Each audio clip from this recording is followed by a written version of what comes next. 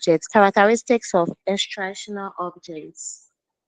Okay, so can you give us any one of those, either the purpose or what the educational goals are or something? So the purpose of assessment is to plan and then organize. And then for placement decision, that is when a people wants to go to a school, you can use assessment in doing the placement for the child. Okay, thank you very much. Who is giving me my final submission? You are looking at what we have done last week over the course assessments, the nature of assessment. We have had one submission from the male side, one from the female. Who is giving me the last review, and then we can start with continuous assessment. Or should I mention names? Benjamin, are you around?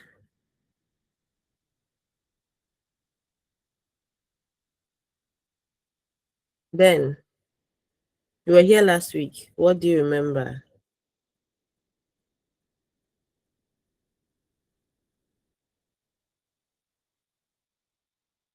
Okay, let's take Evans. Evans Tete.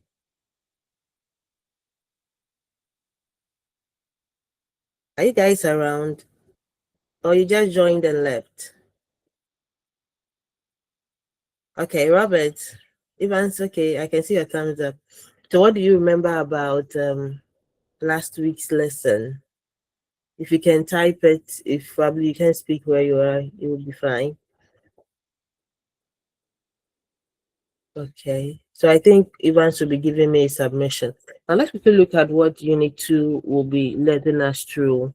We'll be looking at continuous assessment, which had been an important part of assessment in education in Ghana. So if for Unit 2, we'll be looking at what it is, the strengths and weaknesses it has, the role of a Ghanaian teacher in this continuous assessment program, current trends in assessment in Ghana, and then the school-based assessment. Okay, so basically this is what the whole unit is about. Quickly, let's start with what continuous assessment is. I believe this is not the first time we have all heard of this. As aspiring teachers or even as students before in basic school, we might have heard all these. And when we say continuous assessment, it is a formative evaluation process concerned with finding out in a logical or systematic way the overall gains that a student has made in terms of knowledge, in terms of attitudes and skills about after he has been given a set of learning experiences. So we want to, over time, formatively gather information systematically over what a student has been able to do in terms of the knowledge he has acquired, in terms of attitudes that have been impacted, and in terms of the skills that he can now possess. After we have gone through a process of learning, after we have exposed such an individual to some learning experiences. So that is what continuous assessment. This is a process. It's not actually just a thing or an end act, but it is a formative evaluation process, an ongoing thing about finding out these changes in the individual's attitude about its knowledge and also about the skills. To term something as CA or continuous assessment, you should have these basic characteristics or features. The fact that it is cumulative. And I believe we know what cumulative means, that it is taken bit by bit over time. It is not something we take at just one stop, but it is built over time.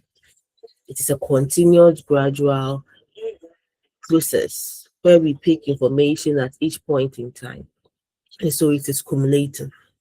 Then it is comprehensive. What it means is that it covers a whole wide range of things. It covers the students' exercises, the students' assignments, the students' projects, the students' end of term exams. So it covers the whole area. In terms of the domains, the taxonomies, we're talking about both the affective, the psychomotor, and the cognitive. But we believe that before the teacher will end the term, all these three might have been assessed. Okay, so when you say continuous assessment, it is comprehensive. It covers a whole wide range of areas about the individual's learning. It is also diagnostic in a term that because it is formative over time that we are bringing up this information at every point in time, it helps the teacher diagnose the needs of that student at that point in time. And so if there is a need for remediation or intervention, the teacher will quickly do it before the whole CA process gets too far for such remediation to be needed. So it is also diagnostic. It helps to find out an information that we have. Then it is formative. It is formative. What it means is that it helps the student to be forming his attitudes, his knowledge, and his skills over time. And so, as I said, it's a gradual process which is forming the individual's whole being. It is guidance oriented. Definitely, from every exercise or activity that is done from the classroom, the first time the student walks into class, the teacher guides them.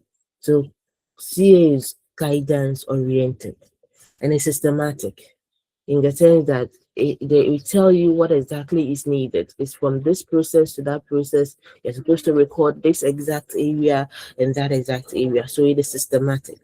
So these are some of the characteristics of the continuous assessment. And so, as I have explained, let me quickly go over it again. I talked the fact that when they say cumulative, that means it's built over time. That means that there is accumulation of all the students' achievement throughout the term or throughout the year. And so the situation does not, the end score does not, it's not just an end product. It's not only one score at the end of the year.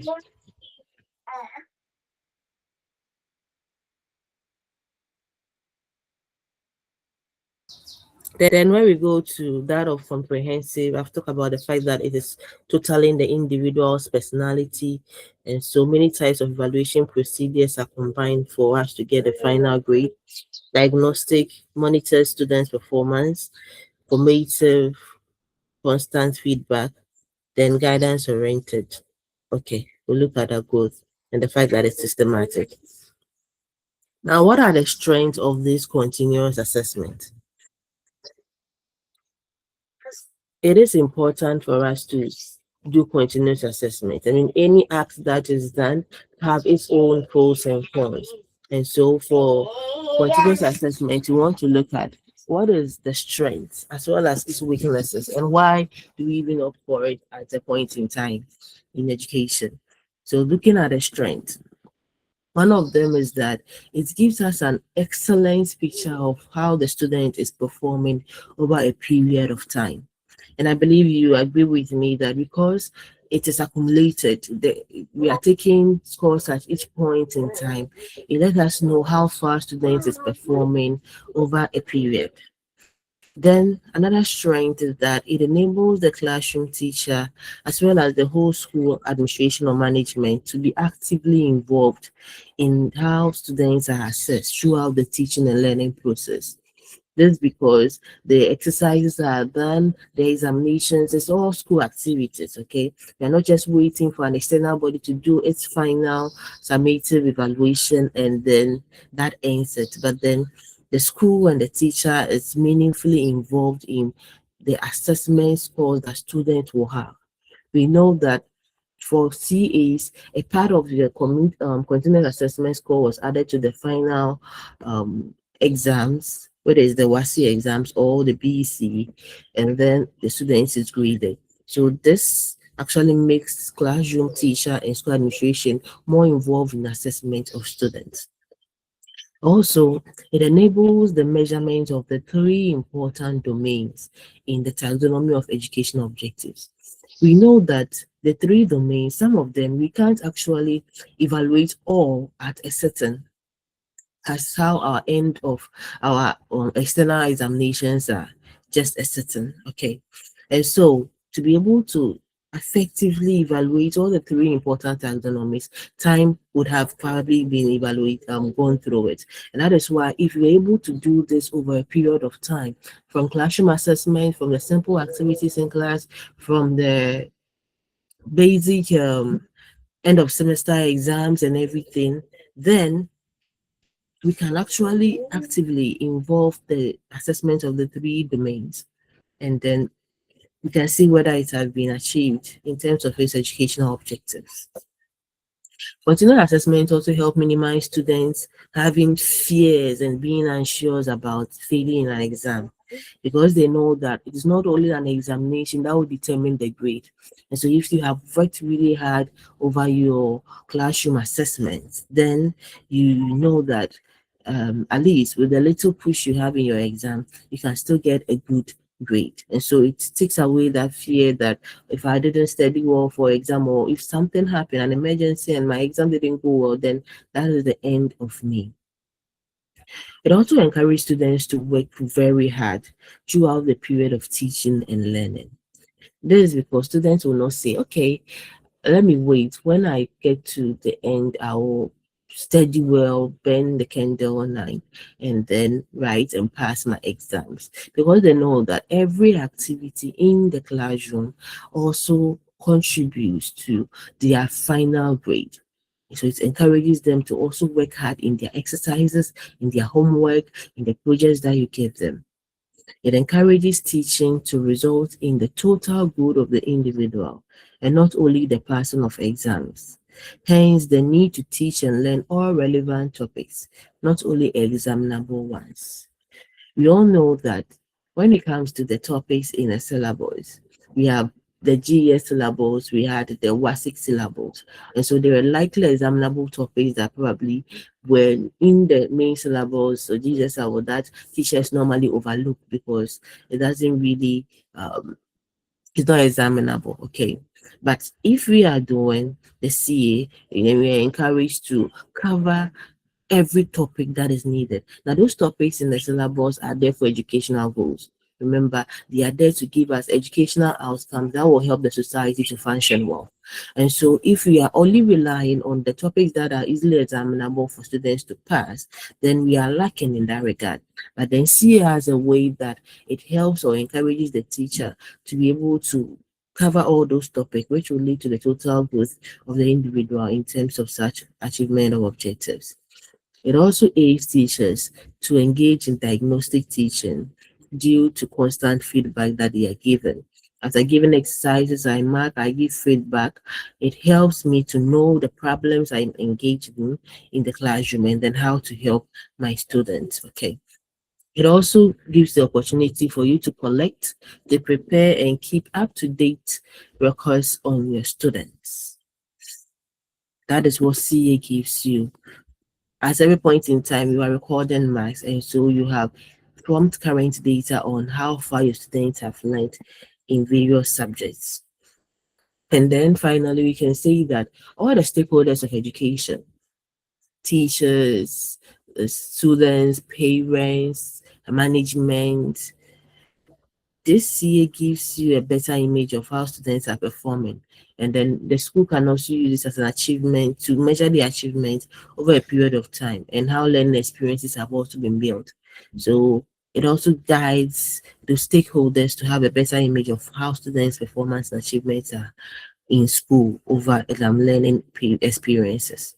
So those are how continuous assessments are strengthening us in teaching and learning. But it has its own weaknesses too. What are they? The first one we want to look at is the fact that it brings a lot of workload to teachers. If you have seen a CA before, the number of exercises you should do, the number of assignments you should have, the projects you should give, it's a whole lot. So it's kind of increased workload of teachers. A lot of teachers preparing for delivery in class, getting their lesson notes ready. They must also have a number of assessments put down. And so it's kind of increased their workload. Also, CA has a higher probability of yielding information that might be unreliable depending on how the teacher tests the students. So we are looking at the teacher's instrument design, how he um, writes his exercises or assessment instrument, which kind of instrument he even used to measure what.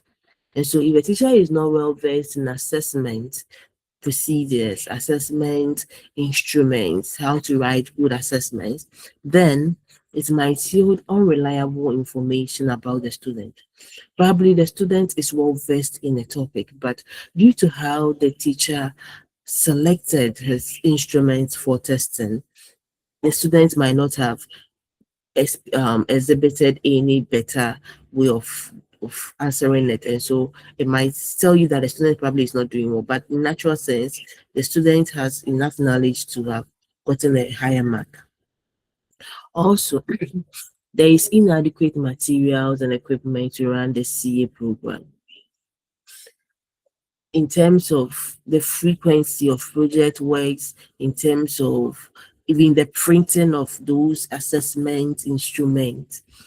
There have been a lot of challenges about equipment in term, and then money, mostly finances, to be able to run the continuous assessment program in schools.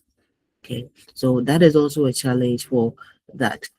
The fate of the individual lies more in the hands of the classroom teacher when you are using the continuous assessment.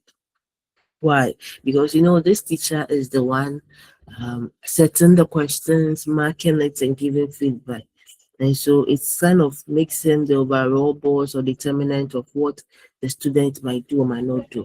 Okay, so it means that the CA might be subjective in some teachers' hands, depending on the instrument, depending on the main teacher. And so that is a weakness there.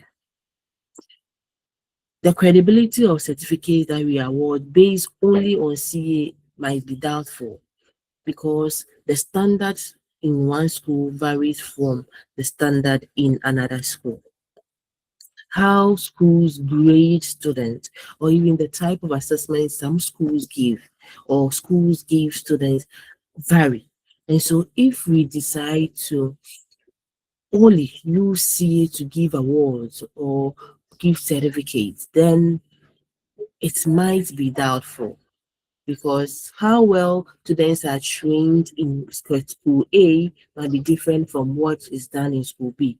It's not about the categories of schools, no, but depending on different schools have different ways to train students.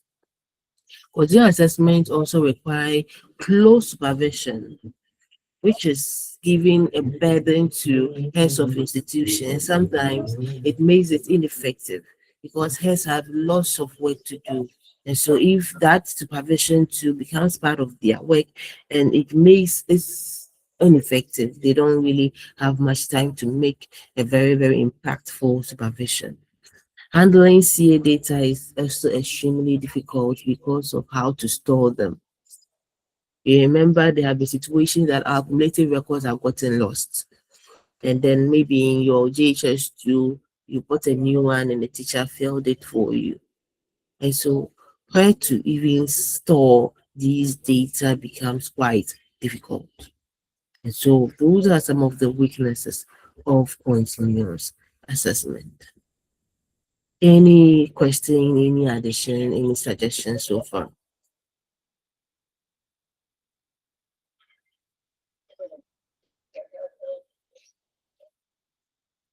George.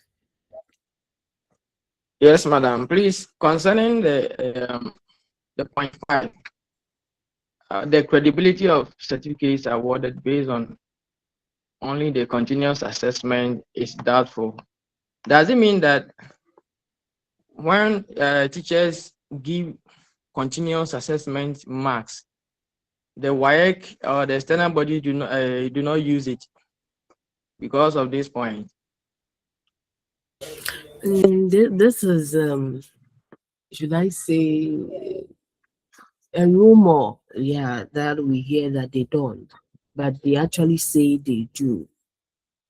Okay, but they use a percentage of the CA, and so we can. This point is saying that if we are going to use only CA to grade students. And so we are looking at the times where schools award overall best student in your school.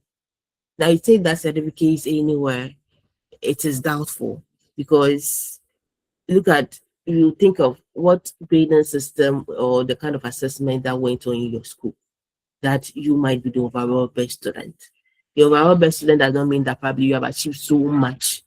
So depending on different, so for CAs, when it comes to such awards, it is only given to students through because of the work they have done in schools and only their CAs. Okay, so that is where the it becomes doubtful. But for talking about WAEC says they use a percentage of our CAs, that is 30%, and they take exam 70%. Behind closed doors, we hear rumors that they don't. They only use your WASI papers or your BC papers. But if they subscribe that they say a percentage of it is added. So we can't say so much about what WAEC does in here. So in terms of this, the only thing, mostly some of the examples of certificates given on based on only the point assessment is awards and maybe school motivation sets. Okay. Okay. Hope you're Okay, okay. madam. Okay. Okay. Yes, madam. Any other person? If there isn't, let's quickly look out for our third unit. Our third or fourth. Okay, that's our fourth session. And that is what is the role of you, the teacher, in this continuous assessment program? Before I delve into it, I want to ask you. Some of us are in the classroom, others have been students and seen our teachers going through this process. What do you think teachers do actively in terms of this CA program? So I'll give ourselves just 2 minutes and then you tell me what you think the role of the teacher is in this progress or process. Yeah.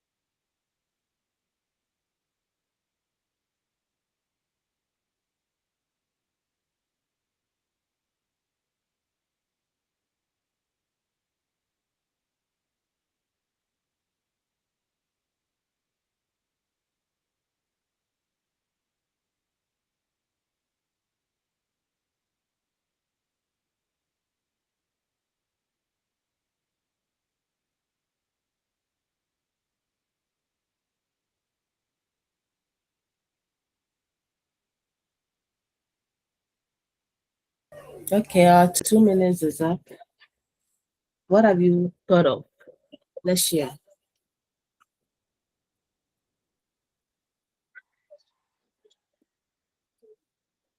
Evans. Thank you.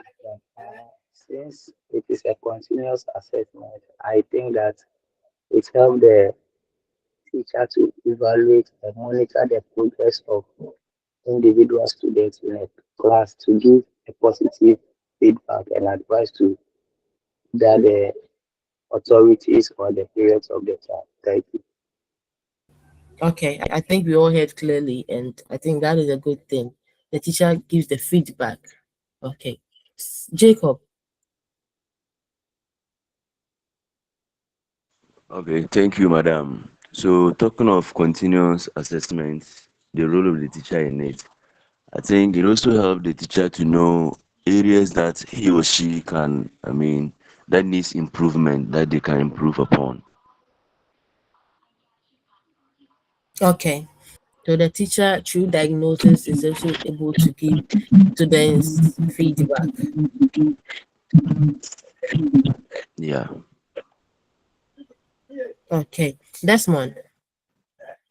But it also helps the teacher to know the weakness and the strength of each student in his or her class.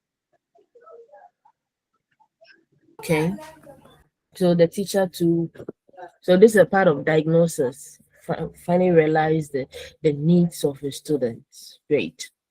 Okay. None of the females have spoken. I'm waiting for our females. I need one submission from our females, then we can move.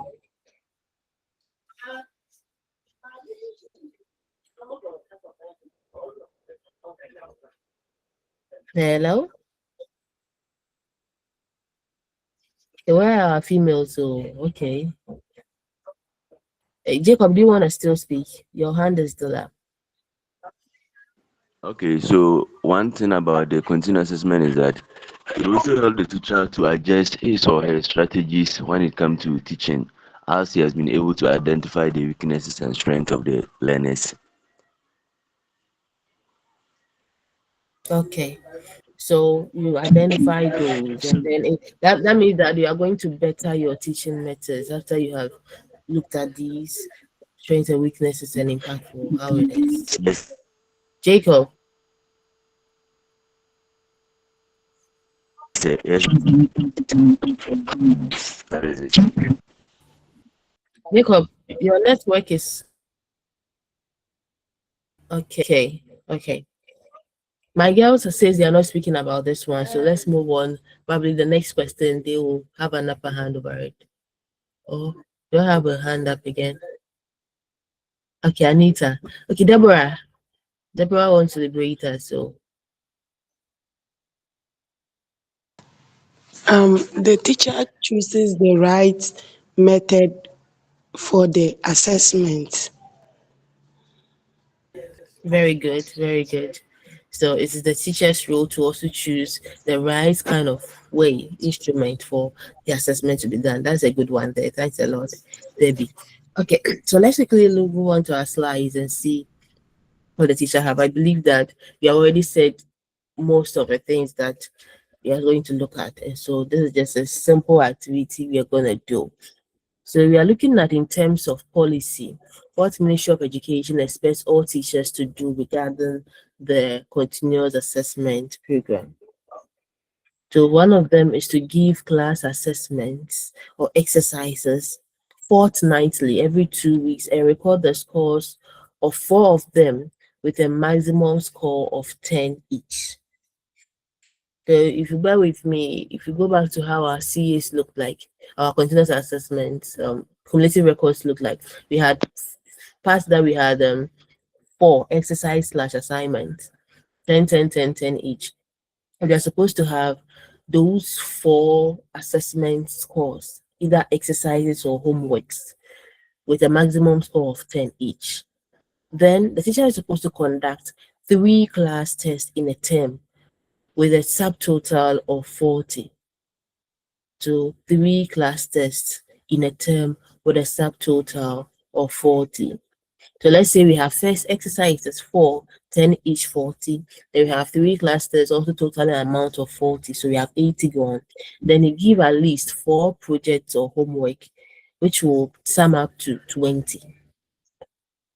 4 projects or homeworks in a term with the subtotal of 20. And all of this give us 100 score. Now that 100 score, we take 30% as internal marks, and then we use the end of term exam 70% to add up to the CA, and then we get the grade for the student. So that is one thing that the Ministry of Education expects teachers to do, to be able to give that maximum number of assessments for the student. 4 quarterly exercise or exams, 10 maximum marks each. Then 3 clusters, totaling 40. Then 4 project works, a subtotal of 20. Then we take 30% of it, last 70 of end of term exams, then we use it. But then let's look at the rules that the teacher will perform so that this program will be successful or had been successful. The teacher must accept the philosophy of continuous assessment in terms of the fact that what does continuous assessment aim to do? It's aiming for us to be able to formatively what? Evaluate students. And so if a teacher does not believe in this philosophy, believe you me, there are some teachers who will not conduct any exercise from the beginning of the semester. But when it's getting to end of sem, then they will change dates. You, the students, you sit down together, then double date from first week, do this exercise. Second week, date this exercise this way. Everybody, you are laughing. It's true. Yes, we've all experienced it before. I believe my teachers have done that to me before. Yeah, we have seen such. You will do 5 exercises or 10 in a day with different dates. Simple. You finish and you give it to that and you mark. The teacher doesn't really have time to do the mark. You do simple one, you mark and you go. Okay, so a teacher must accept what the CA is about and work towards it. Else, you do find ourselves in a position that probably defeats the purpose of CA. The teacher needs to be knowledgeable about continuous assessment. You must know what it is about, how it is done. Oh, I need at least 4 exercises. I need about 3 or 4 clusters. I need an end of some those things. You should know about what it is. The teacher must also have a timetable for the assessment at the beginning of every semester. And so the teacher, when he's preparing a scheme of work, you should inculcate which week will I do the assessment, this exercise, this miss and this class tests and all that. So the teacher must always have his timetable for which kind of assessment he does at the beginning of the semester or at the term.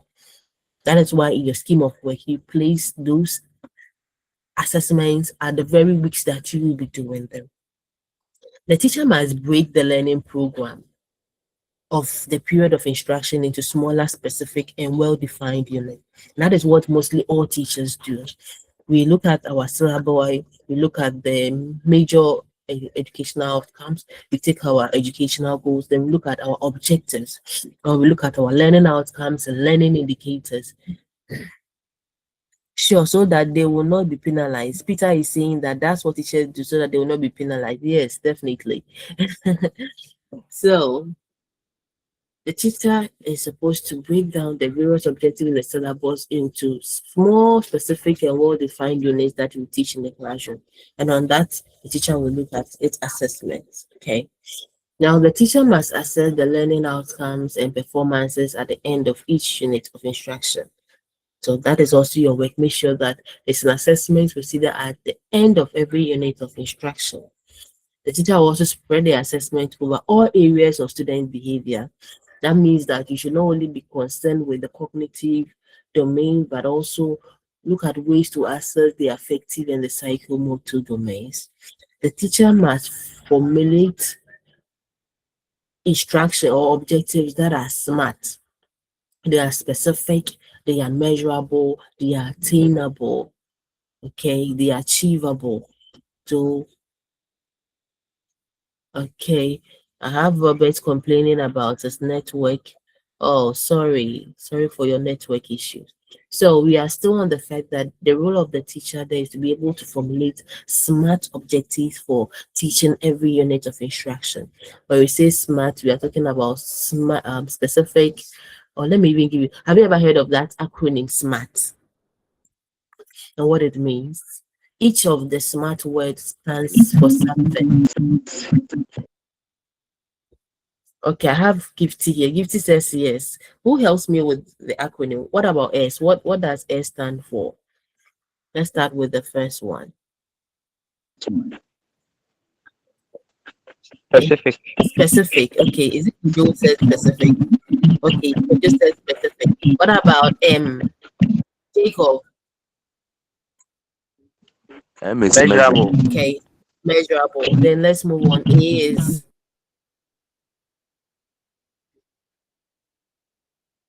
What is about A? achievable. A is accurate. A is A is accurate. achievable. Okay. Attainable. It is attainable. Please let's Achievable. mute our microphones and let's do this order. Okay. Yeah, so that we call each other and then move on. So we have fathered with specific, measurable, and attainable, achievable. What about R? If you want to speak. Realistic. Okay, please, if you want to speak, let's use the hands up um one. So R is Desmond. Madam, relevant. Okay, relevant or realistic, all of them stands in for it. Then we have the T, right? What's T? Zachary. Zachariah Muhammad.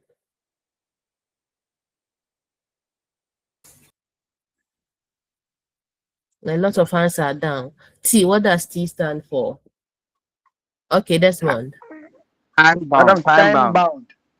Okay, it should also be timely, so time bound. So that is it. In terms of the role of CA, teachers are supposed to um, formulate such objectives for each unit of instruction.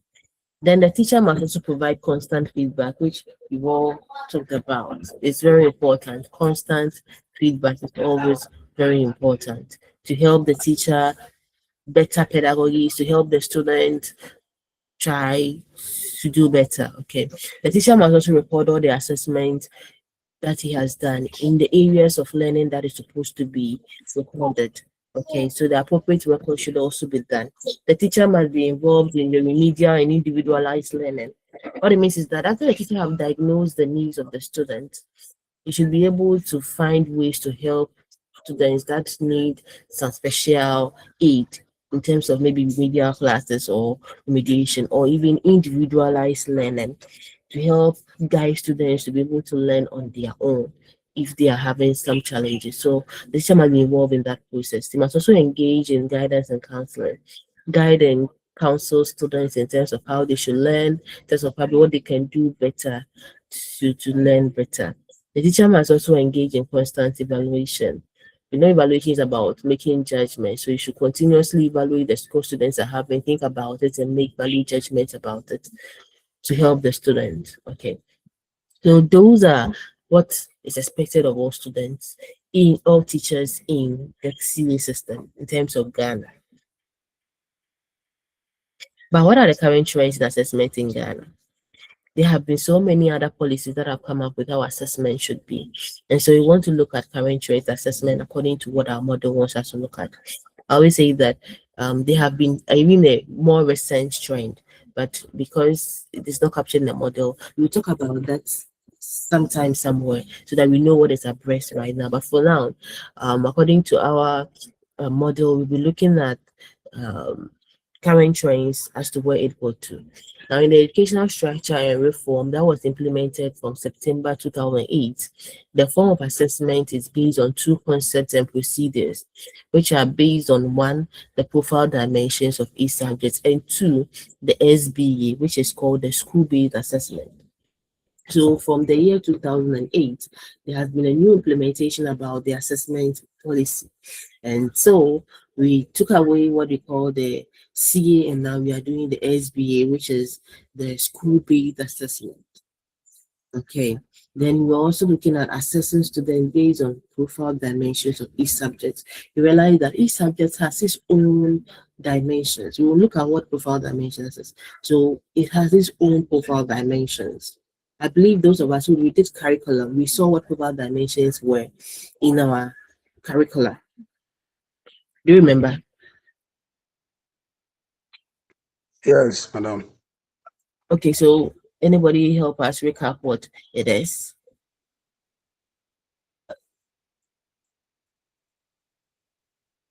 Or we have forgotten them. Okay, I have a hand there. Yeah, Dauda.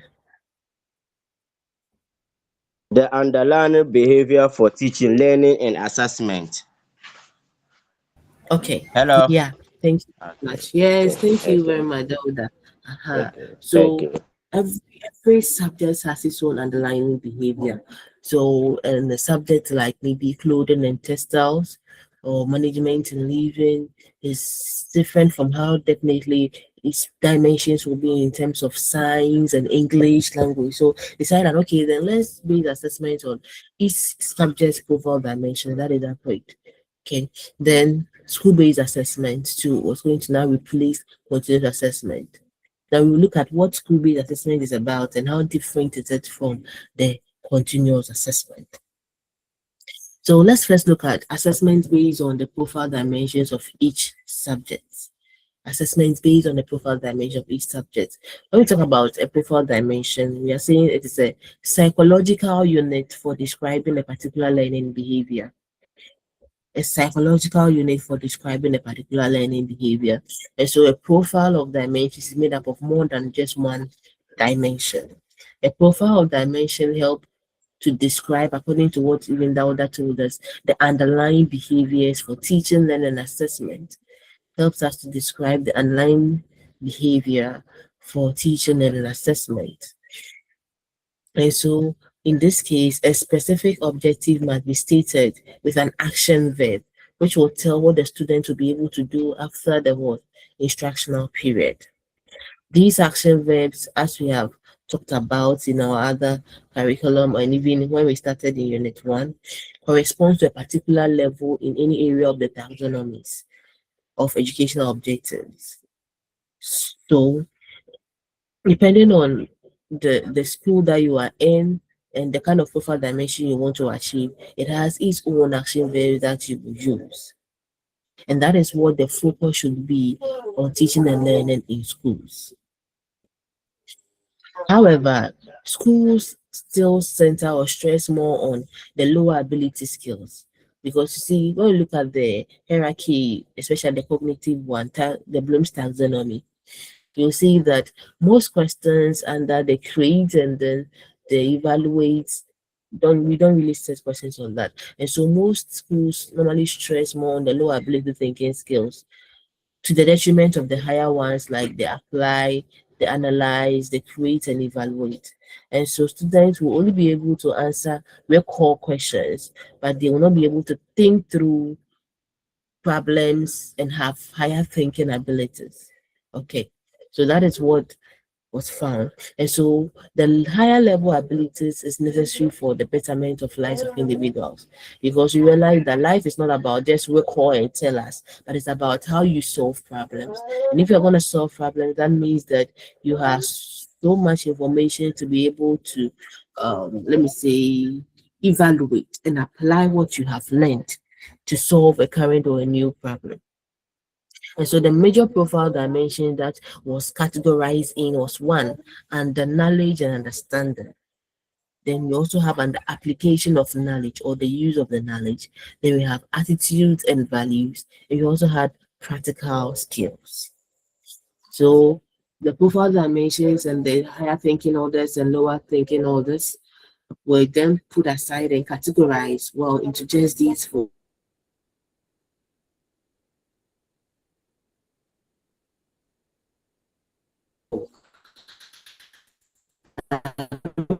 Okay, then let's look at assessments based on these four areas. First, your knowledge and understanding of the context. Then, how do you apply? You can see that from these four, we can actually know the taxonomies of learning in here.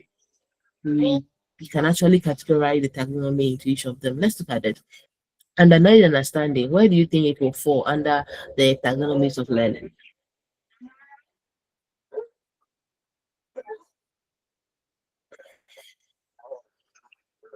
Under KU, where will it fall under the taxonomies of learning?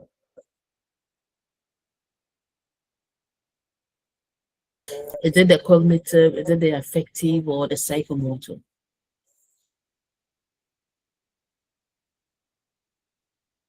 Madam, the cognitive. Very good, the cognitive. Then what about application of the knowledge? Helen.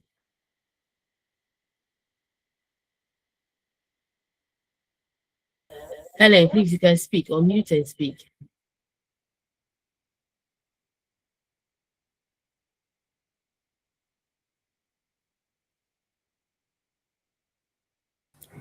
Hello, Helen. We can't hear Hello, you, madam. but your hand is up. Yeah, we can hear you now. Yeah, it will fall under cognitive. Very good. So still under cognitive. Then application of knowledge or the use of, okay, sorry, we are done with that. Attitudes and values. Helen, you want to come again? Okay, no, Divine. Let's have Divine take this. Divine. Fall on affective. Fall on affective. Very good. Then finally, practical skills. Helen. Yeah, it will fall under psychomotor. Very good. Fall on psychomotor. So we can identify all these taxonomies of learning in these profile dimensions. So we have been, from 2008, we were tasked to be able to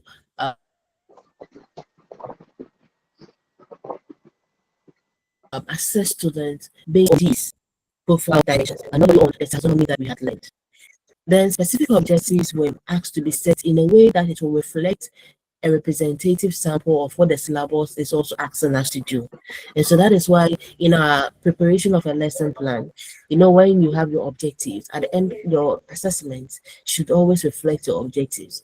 So if you are saying that at the end of the lesson, the students would be able to state 3 effects of mining on water bodies, then at the assessment area you have to write state 3 effects of assessment in the water body. So a specific objective set was to reflect the syllabus objectives in assessment. Now, a test should consist of items that are based on the representative sample of the specific objectives taught. And in this case, we call it the criterion referenced test. Remember, this is not criterion referenced interpretation. This is about criterion referenced tests. And that is when we are having a test consisting of items that are based on a representative sample of the specific objective that we have taught. Okay. Now, since all the objectives cannot be tested in a term or year, okay, we have broken them down into formative assessment procedures. That is why every exercise that you do, you're supposed to have such exercises or form of assessment, because the objectives that you set over every learning unit, we can't say that we are all putting everything together and assessing them at the end of the semester. No. And so various formative assessment procedures are to be developed to constitute the important objectives that are taught over a period of time. And that is it about how the profile dimensions of each subject was supposed to be carried out. The fact that it should be carried out on those 4 profiles. We had the knowledge, understanding, application of knowledge, we have attitudes and values, and then we had the practical skills. And all of them was driven from the syllabus objectives, and it will be put into small various formative assessment procedures and then taught over a period of time. Okay. Now I want to look at what about the SBE. Remember that we said that the policy in 2008 said that then we should concentrate on assessment being in the profile dimension and also being school-based assessment. So I want to look at the school-based assessment, what it comprises of. They're saying that still in September 2008, as part of the new education reform, the SBA was brought into play to replace the CA, which is the continuous assessment system. If it was carried out properly, or if it had been carried out properly, it will be very effective for teaching and learning, according to what researchers found. The SBA is designed to provide schools with an internal assessment system that will help schools to achieve the following things. First, it will help to standardize the practice of internal school-based assessment in all schools in the country. What it means is that every assessment that will be done in each school will be standard. So we can say that maybe the assessment instrument for school A is different from school B. You might think, we will see that all schools are probably having the same type of assessment, internal assessment. And so there will be more credibility to such. In terms of the CA, you know that it will be doubtful. One of the weaknesses that it is doubtful when you are based only on the CA. But if you are to follow the school-based assessment to the core, then that means that all internal examinations in schools will be standardized all over the country. And so there will not be any need for doubt. It's also to provide reduced assessment tasks for each of the primary school subjects. Remember that one of the weaknesses of the CA was that it overload or increased teachers' work. But then the school-based system was made in such a way that it's going to actually now reduce the assessment tasks for each subject in the basic school. It provides teachers with guidelines for constructing assessment items, questions, and other assessment tasks. It also introduced the standard of achievement in each subject and each class of the school system. So what is the standard when we say you have done well? So what about the grading and which one will be same as we are good or all that? It provided guidance in marking and grading of test items and also other assessment tasks. The SBA gave up that, helping with guidance on how you are going to mark and grade the test items. It also introduced a system of moderation that will ensure that teachers' marks are accurate and reliable. To introduce a system of moderation that will ensure that what teachers mark is reliable, because the internal examinations were all standardized. Then there was also a common marking scheme, and so what the teacher will mark will be reliable and accurate. It's not dependent on what the teacher thinks is the answer, but a whole group of schools have sat down, think through it, and put their marking key or scheme. It also provides teacher with advice on how to conduct remedial instruction on difficult areas of the syllabus so that students' performance will improve. And so all these are what are expected of the SBA. Now, what does the SBA look out for? The marks for SBA should altogether constitute what we call the school-based assessment component, which is marks out of 60 to improve students' learning by encouraging them to perform at a higher level. So I'm always doing this comparing, but let me stop comparing so that after this, I'll ask you to compare and tell me what you think are the differences. So let me still stick to the SBA. So in terms of the SBA, after every component was done, 60% was to be taken out to add to the end to improve students' learning. And so students were encouraged to learn better and do better in it. And the SBA too was constituting more of the higher order thinking skills. And so most questions were supposed to be asked in that regard. The SBA was supposed to be consisted of end of month tests, homework on assignments, and then project works. The homework and assignments, the ones that are special designed so that they will be filled in the SBA. So end of month test, homework or assignment, and then project works. The SBA will consist of 12 assessments every year, as compared to about 33 in the CA system, reducing 64% of workload on teachers. Now, I didn't count that of the CA, but you can actually go and count the CA assessment that's supposed to be recorded, and you see that for every term, that is about 11. And so we have 33 of them. But then for the SBA, in the end of the year, your recorded hours will be 12. Now, the 12 assessments will be labeled from tax 1 to tax 12. And for each tax, depending on which term you are, then you will do that tax. From tax 1 to tax 4 in first term, tax 5 to tax 8 in second term, and tax 9 to tax 12 in third term. So these 12 assessments were divided in parts of 4, 4, 4. And those 4 were done each term.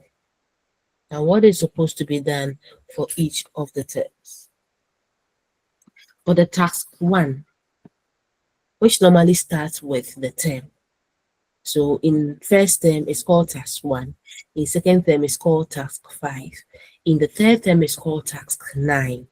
It will be administered at the end of the first month of the term as what? An individual test. An individual test. Then The second test in a term, in the terms of first term, we have tax 2. If it's the second term, it becomes tax 6. If it is the third term, it becomes tax 10.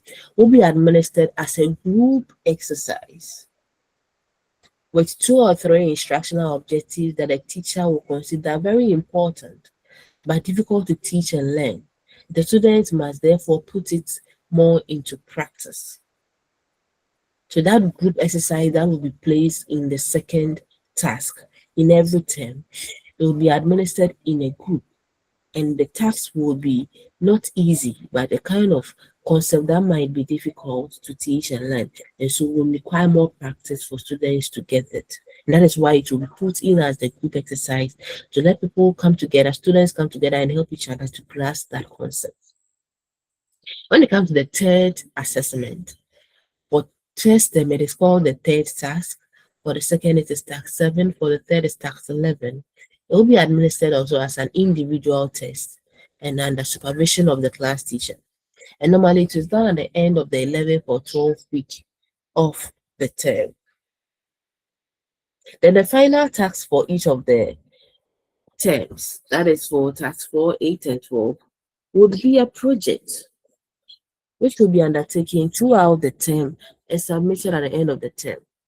Now, this task, actually, the question will be given before the end of the term.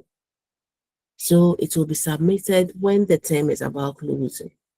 And then students will submit them for teachers to score and then record the scores. 9 projects. Actually, what the ideal situation is what we are talking about, because I believe that on grounds it hadn't been like that. I remember in my previous year, I had teachers on the field who were talking to me about this SB and was like, Madam, it's not actually what you are saying. This one is book work. What is actually on hand is different from what we are talking about. I don't know whether I'll have teachers here to also explain to that, but let's finish and see whether we have some real situations happening in the classroom. So 9 projects were supposed to be supplied to schools, for which 3 for each term was supposed to be taken. So for term 1, we have 3 projects, term 2, we have 3 projects, and term 3, we have 3 project questions given to teachers. So depending on where the school is located and the cluster of schools there, and then the district or municipal education there, they will come up with the kind of project for the student, and it will be 3 for each term. And the student is expected to select just 1 each term and work on it. So within the 3, we should have students selecting each of them. So 1 of 3. And the projects are there to encourage students to apply knowledge, to develop their skills, to be able to write papers, investigative and analytic papers, for them to use math and science to solve problems or to produce a physical product. That means they have to create something. That's what the project was intended to encourage about the students. The teachers are expected to use the exercise and homework as processes for continually engaging students' performance and for encouraging their improvements in learning performance. Okay. And then you have the end of term examination. That also forms part of their school SBA. So we have the SBA and we have the end of term. We know that the SBA was going to carry 60%. So the school, the end of term exams was now going to be the summative assessment system, which consists of a sample of the knowledge and skills students have acquired in the whole term. So for term 3, however, the questions are set over all the 3 terms, but the most are taken from the term 3. So for term 1, we have questions from the whole term 1.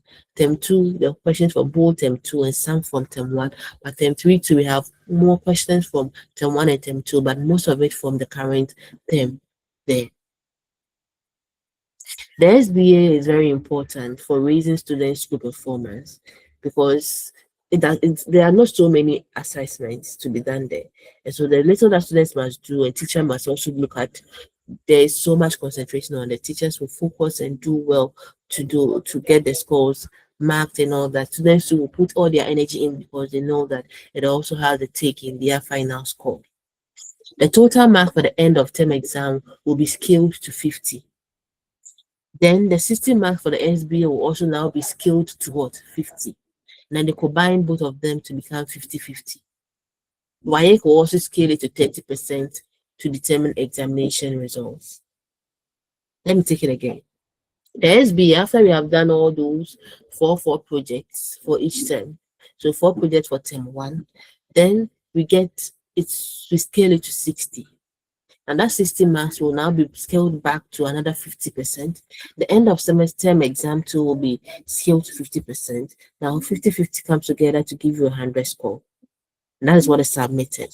Now WAEC will now scale that 50-50% to now 30% for you as your exam results, waiting for you to add up to your exam result. That is how the CSBA was going to work on. Are we together here? Any question here? If there is no question, I'll be looking at grading system in my next slide. But then I want to ask us to, okay, I have a hand up, Charity. Madam, good morning. Please, some of us, we are having issues with the network, so I'll be happy if the lesson could be recorded and we'll play it back when we have good network. It's being recorded. I believe last semester you had links to the recorded videos, right? No, madam. Okay, but it's being recorded, and in due time you will have the links to get to all the videos that have been recorded. Okay. Okay. Thank you, ma'am. Yeah, thank you. So yeah, I was asking about you finding out the differences between the SBA and the CA. Before I move to the grading system, think about it, and just a minute, let's discuss that aspect. How different is the SBA from the CA?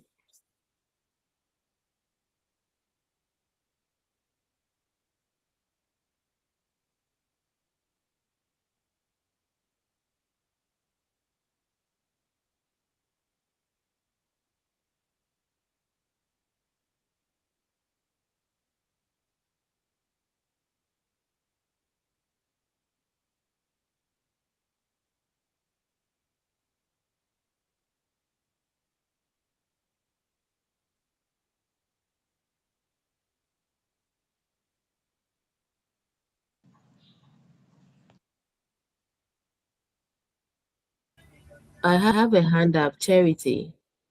Oh, okay, Jacob. Sorry. So, madam, one thing I understand is that comparing the SBA and then the continuous assessment, you realize that the SBA is more narrower than the continuous assessment, which is a bit broader.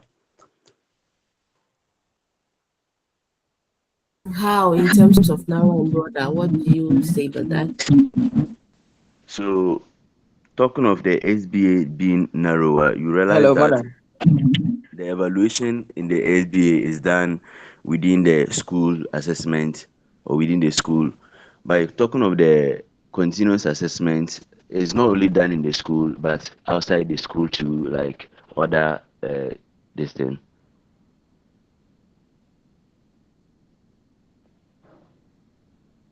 Okay, that is correct. Yeah. Please kindly mute your microphone if you are not speaking. Okay. Any other one, please? George.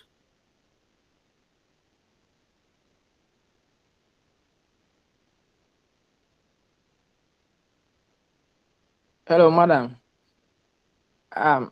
George, we are listening. Yeah. Are you asking about the previous continuous assessment to the current SBA or Yeah. We want to look yeah. at how different they are. I learned the previous continuous assessment is cumbersome, is the workload is too much, and then the SBA is simpler as compared to the continuous assessment. Okay, and why do you say so? The number of exercises that the teacher used to record in the continuous assessment is much more than the SBA when you compare it. I don't know if I'm correct. Sure, you are. I just wanted you to expand more. Thank you. That is correct. So looking at the number of assessments, as we even said, for the CA, we are looking at 33. For the SBA, we are looking at just 12. So there is a cut down on the number there. Thank you. Any other one you can talk about?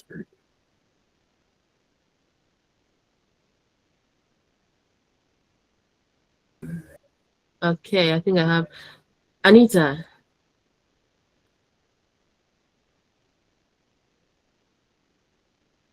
Madam, hello. Hello. Can I be heard? The Yeah, you CA. can be heard. Speak. Okay. The CA, that's the continuous assessment, is mostly not standardized between schools. But then the SBA is quite like, it's, if not all completely, but it's moderately standardized, because there are guidelines and rubrics that everybody, like there is a standard that everybody should follow. So that's what I think. That's great. Thank you. That is correct. Okay. That's a very good observation there. Any other whose hand is up? Williams, then Deborah. Let's hear William, then Deborah. Yeah. Okay, madam. So with the continuous assessment, as we know, it's it deal with ongoing evaluation to improve the continuing learning of the student. But when you compare it to that of the SBA, which is the school-based assessment, with that one, it mostly deal with project works and include all these formative and summative of it, which is somehow different from that of the continuous. Because with the continuous assessment, it's involve always, looking at how to improve the student learning ability and all those stuff, because it can be conducted in every given day, compared to that of the SBA, which comes in projects that will be submitted to the various schools and then will be marked. Yeah. Okay, that's extensive. Thank you very much. Well noted. Deborah, let's have you. Madam, please, the continuous assessment is scaled to 30% total. Then the end of term exams is also 70%, but the SBA is 50 and exams 50. Beautiful. Very good. That's another good observation there.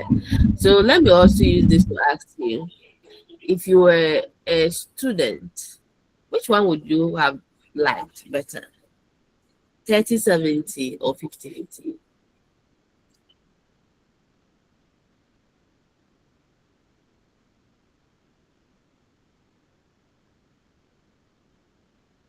I hope you heard my question. As a Yes, student, yes, which madam. would have been great for you? For me, Joyce, Anita, you can Madam, speak. I prefer the 50-50. Why? Because with a school-based assessment, I will try and work hard in all my exercises and my projects or assignments, so that I can build up a good marks for the end of the term, so that with a little effort I put at the end of the term exams, I can easily pass and have a good marks or grade. Okay, that's good. I saw Deborah to side 50-50. Okay. William, what do you think? Yeah, okay, well, with me, yes, I also prefer the 50-50, because the 50-50 will more like, it will encourage the student more in the classroom, and it always improve them, not like basically, compared to that of the 30-70, in which someone can say that, okay, with a 70 I can do well and get 70%, and I pass, and without the 30%. But with the 50-50, it will encourage them more, because you know that with the assessment you get 50%, and a well push with the other 50, at least getting 30% there or 20% there, you know it will push you ahead to the pass mark. So the 50-50 is okay. Okay, Matthias. Thank Okay, you very much, Matthias. thank you, madam. I think I also prefer the 50-50 because you see, with education, I think now people are being tagged as intelligent just because they can memorize and then produce answers. But when it comes to the 50-50, there are lots of activities that goes on in the school. The project work, for instance, in science like this, is not going to be just what you are able to write in a project. So it could be to do something like which is activity based. You perform and then you get marks out of it. If it is 30, then it means that all those things that you did in the classroom, the assignments, the class tests, and all those things, they are less. But the final exams, which is the 70, is what you are being uh, graded on as being very good students. So I think with the 50-50, it blends it. It means in the classroom, you are able to perform activities, you are able to even ask questions, answer questions in the classroom, all these things, they are being considered, and then you are being graded. So with the 50-50, I think that is what I prefer. Thank you. Thank you. So I think everybody is voting for 50-50, 50-50. Okay. I don't know why teachers too would like the 50-50, but in all, I think that the SBA came in to do a whole lot. Looking at the pros of the SBA, it's kind of does a lot better for teachers, advantageous on the base of teachers. So let's quickly go on to the grading scale or system. Okay, so looking at way of grading, after doing the 50-50 for the SBA, what will show that you are an excellent student or a very good student or you have failed the course? And this is what we have. I took it from the chemistry syllabi. So from 80 to 100, we're having excellent. So if you, after your 50-50, you have fall within this range, you had a grade A, 1 excellent, 70 to 79 was a B2, very good, B3 was 60 to 69, then C4, 55 to 59, credit. Then you have a C, that the C4, C5 to 50 to 54, then 45 to 49 being a C6, D7, 40 to 44, D8 35 39. Then we had the F9 below anything 34%. So this is what the grading was about. Now let's go back to the grading procedure. As we have now looked at how the grading is done, what about the procedure for it? Okay, now for the grading procedure, apart from the score and the grade, it is important for you to write a small diagnosis of the point. And we all, I think, attest to the fact that whenever we had written the grade and then the score and the grade, we wrote, what do you call it? A small description. Oh, well, keep it up, or excellent, well, more room for improvement, could do better. Huh. So such comments can be used to buttress the grade and the score. That is why you said that depending on the student, probably someone having a 50, you say keep it up or has improved. But somebody having an 80, you will say more room for improvement, depending on the student performance that you have looked at over some years. When a fixed cut-off grading system is used, it is referred to a criterion reference grading system. Because this one, we have a fixed cut-off grading system, which is the standard that we are using to grade our students. So this is a criterion reference grading system. The students must make a specified score to be able to earn an appropriate grade, which will challenge them to study hard or to earn also better grades. So when you talk about the grade cutoff, it's like the 80 and 100. So between 80 and 100, 70 to 79, those are the grades cutoff. The boundaries are what we call the cutoff scores. And it is useful for achieving testing and grading. So we know which one will ascertain an A1 and A2 or a B2 and a C, a B3. Okay. So that is how the procedure was done. It's not only about the score and the grade, but then the comment also count. And that is it about how students are graded. That brings us to the end of our lesson on continuous assessment and then the SBA. Any issues for discussion?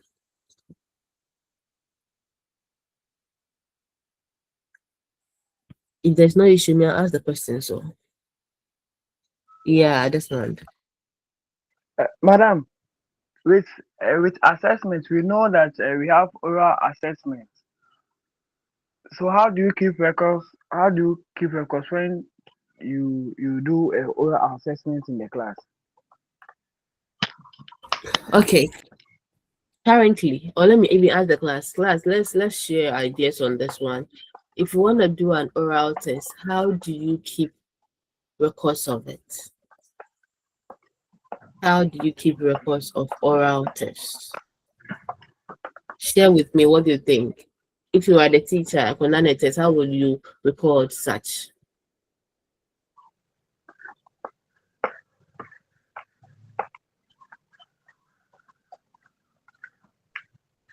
Are we together here? Madam, Yes. yeah, please, I'm Nana Sewa. Yeah, one by network. Hello. Hello, I can hear you. Okay. Please, the oral test. For the primary now, like especially the KG, now we don't give terminal report. We have what we call assessment sheet. And for the assessment sheet, we have some questions on it, and then we have the grade like A, B, C, and then the D. So depending on how well the student answers the question, that is when you give the A or the B or the C. So it has its own set of questions like 10. Then you use the way the person answered maybe very well. Then it wasn't too good, maybe that is C. Then excellent, that is A. Then poorly answered, that is D. So that's how the oral test, that's how we go about it. Okay, so how do you know students will get an A or B? Can you take it as again? I think I didn't hear that part Yes, well. that is when maybe a question is asked. Like it depends on how well the the student answered the question. Maybe what is 1 plus 1? That is just by the way, 1 plus 1. And then after giving the child the counting items to count, she wasn't able to count, or she counted so many counters, like that is not what she's supposed to do, but she did. And the 1 plus 1, even after counting, assisting, and everything, she was still not able to do that. Is you give the person the D. But maybe after assisting, she was able to do the next question, like that is the C. And then if like the 1 plus 1, I just counting the fingers or just looking at your faces, was able to say it is maybe 2, then that is the A. So that's how the oral test goes about. Okay, I think we've heard a lot from her. Thank you. So that is what she's talking about with the KG and their reading and counting exercise. Yeah. Okay. Thank you very much for such submission. Any other? Let's try to focus more on science. And if it's a science classroom and you're doing an oral test, maybe for high school, how do you think you go about it this month?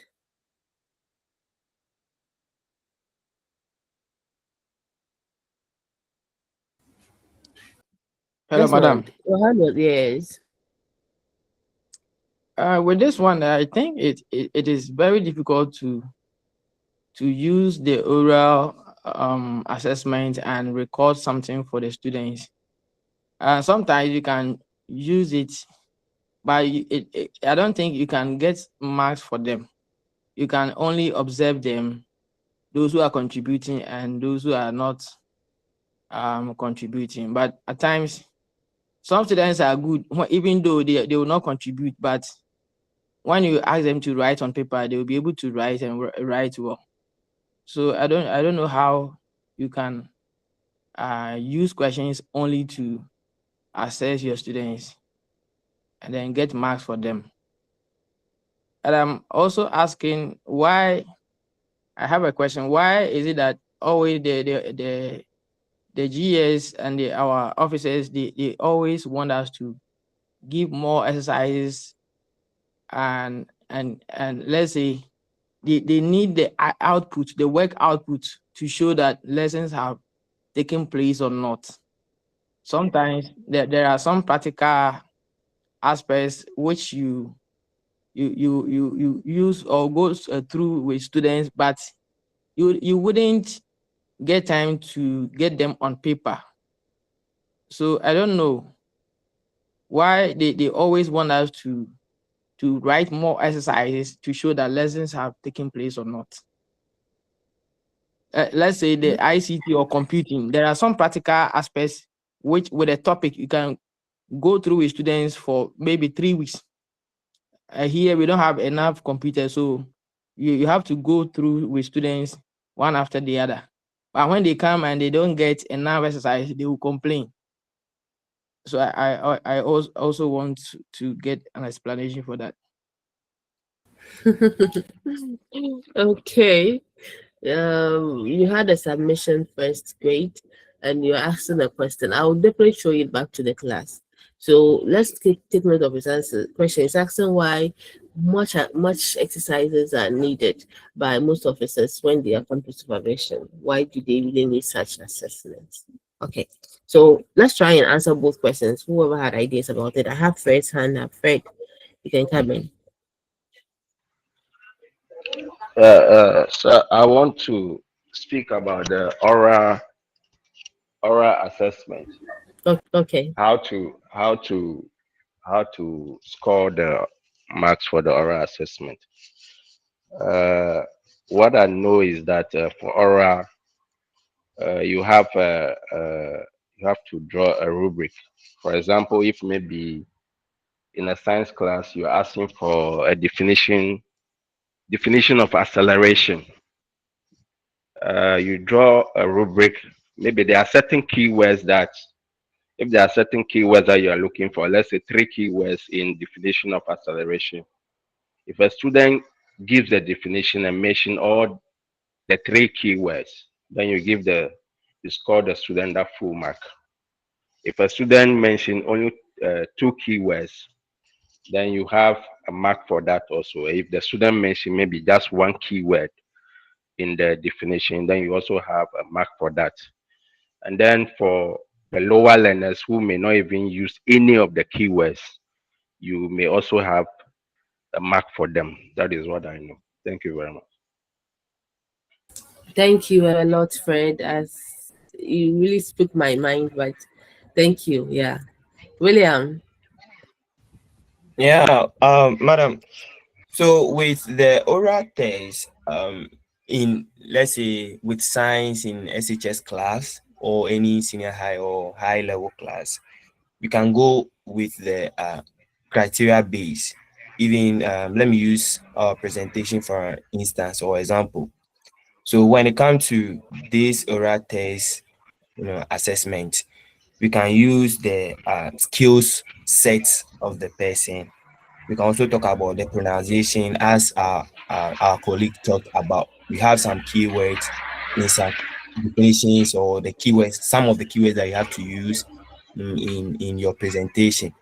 It's also one of the criteria. So you can talk about the skills. You can put it down there, how the person, present or answer the question with the oral test. You have it. Then you have the second one, which is the pronunciation. You can also have a score for that. Then you can also talk about the content knowledge, the knowledge, or the mastery content of whatever the person is presenting. So with our presentation that we mostly do, you can see that we have those criteria in which they use to allocate all the masses. So if we also have these criteria, it's also improve the oral test. Okay, that's also a good one there. Talking about criteria here. Away from that, any question, any answers to what the question we had on the platform about why teachers are supposed to do so much exercise for externals when they come to supervise? Okay, the only evidence of teaching in our, okay, Jacob, what do you want to say? Okay, so I want to answer the question to the question my brother George asks. He's asking why we should give so much exercises. So giving much exercises as a teacher, it helps you the teacher in a way.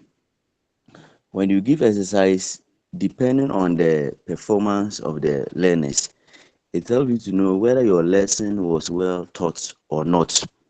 And then if it wasn't well taught, maybe the strategy you use wasn't the right one.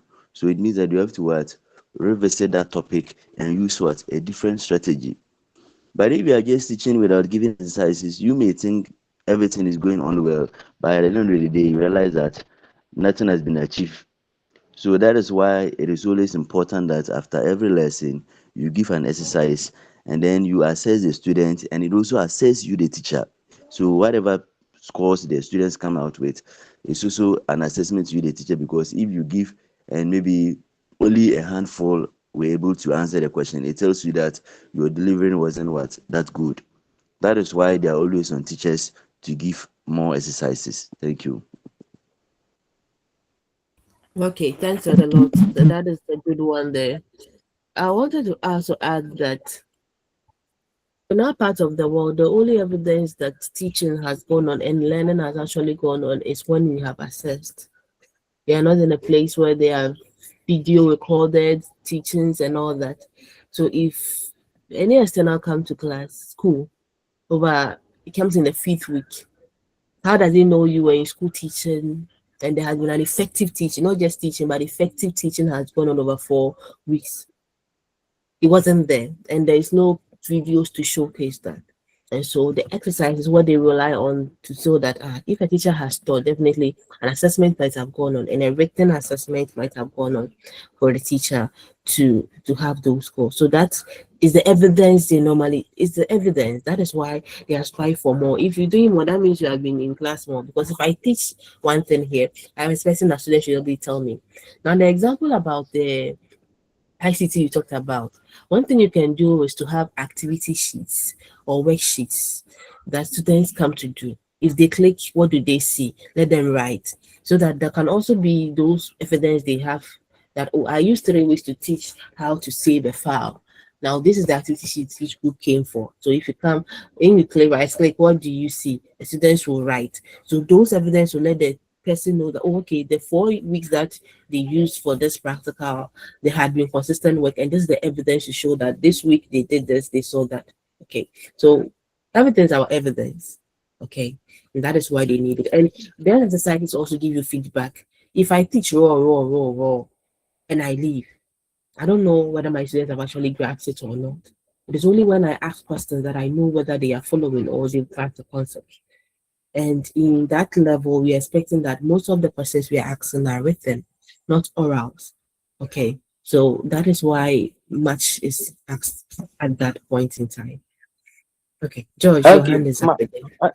okay, madam. I learned this is the reason why teachers are used to manufacture days and marks for various exercises, because they want to prove or make evidence for their supervisors. But I don't think we really understand the policies and the reasons for assessing our students. Okay, I understand. Yeah, so there is no let's say justification for teachers who do that, because if I'm preparing my lesson plan and I know and I need to assessment is important always in your lesson plan, then that means that I'll make way, even if it's just 2 minutes, 5 minutes for 3 questions, I'll make way, make sure it is done. If I've adequately planned the lesson, then there's no way that I'm going to let assessment be out of it. Okay, Naomi, let me hear you, and then I'll Okay. move to what I have. Madam, please, good morning. I wanted to say that there's a statement that seeing is believing, and the officers are not there to see you teaching. They only come once in a while to check. And when they come to check for evidence. And the only evidence that will tell them that you really taught is the assessments. So if at the end of every lesson you are unable to give, you are unable to assess the children How would they know whether you have taught? There's no video to show that you were teaching or you really taught.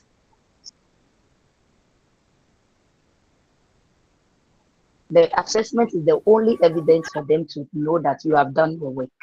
Thank you. Thanks a lot to yeah, I like your opinions and all that. Young me, we are up above what we are talking about. Great. Now I've sharing something. Actually, one of you talked about rubrics, and that is exactly what I'm going to talk about with the question about the orals. How do we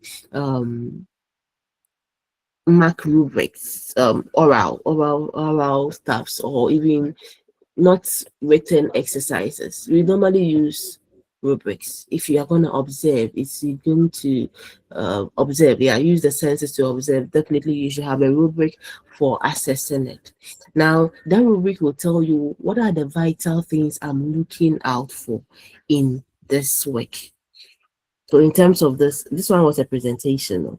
So, what are the important things? I believe that as science teachers, what we are looking out for is not about pronunciations. We're not looking at how well you are able to pronounce some words, but we want to know how knowledgeable you are in a very specific topic.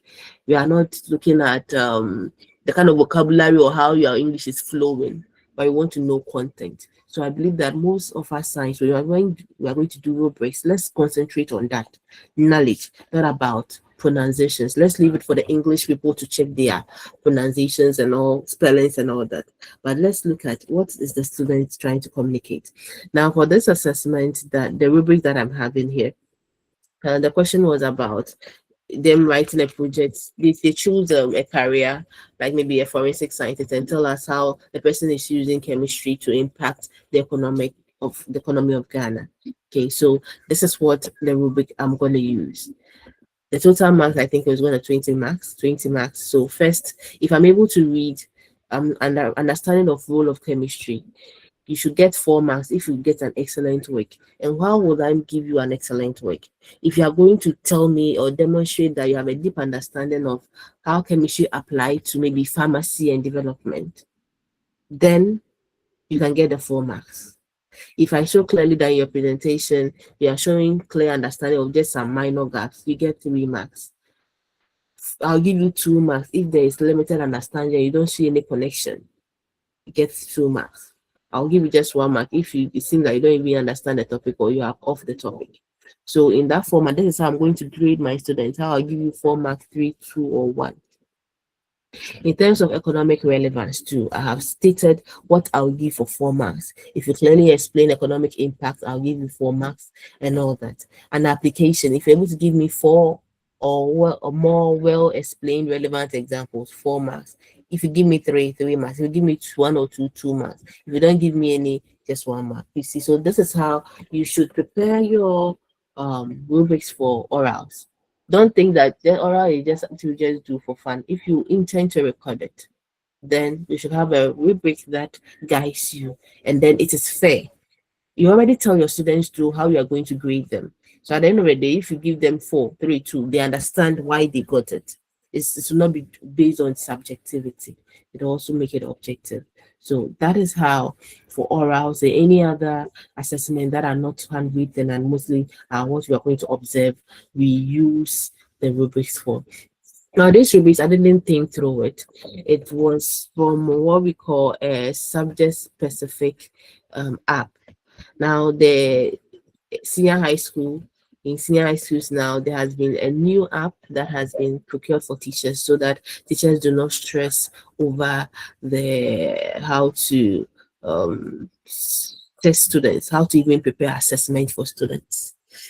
We are finished with this unit, so I want to use the few 20 minutes left for us to go through this. Are you with me on that?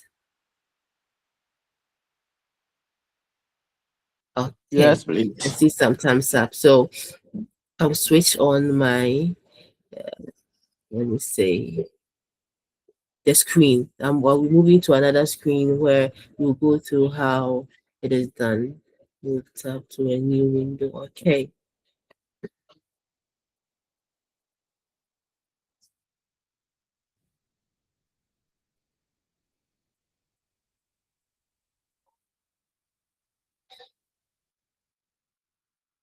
Okay, so we have come here to the up front, but let me quickly start with the link to it.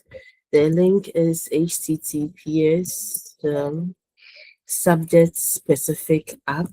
What it means is that it is subjective to every subject. Depending on the subject that you have, there is a special app that has been prepared for you to use. So you can't take chemistry to become physics, and you can't use physics for chemistry. Now I hope you can see my screen, right? So after inputting my link, it was www.https with the semicolon / subject specific app.com. Now it asked me select a year and